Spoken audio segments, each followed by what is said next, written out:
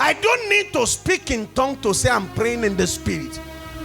Praying in the spirit is that when I kneel down to pray, or when I lie down to pray, or when I take any postures to pray, I am regulated by the word. I am not being moved by, oh, please listen. So in the course of praying in the spirit, I can now begin to blast in tongues. Now there is actually where I have entered, where I can no longer speak in understanding. But it doesn't mean that I am more spiritual than you.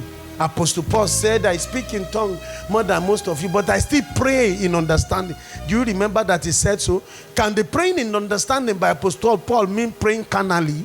Do you understand? We are spiritual not because we can feel some ecstasy. We are spiritual because we live by the regulations of the word. Number two, that I can live my life by faith. What is faith? Trusting God even when it looks like nothing is working. Living by the word of God even when the word is not working for me. Living for God even when there is no result to show, but I have a report of his life. That's faith.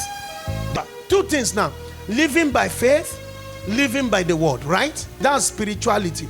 If I have that kind of life, if I approach God in prayer, I will never feel alone in the place of prayer.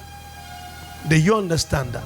Now, if I cannot feel lonely in the place of prayer, even when nobody is with me there, and I am not lonely, I can sustain a conversation with God. I'm praying in the spirit, even when I am not speaking in tongues. Because I can sustain that spiritual network, I am praying in the spirit.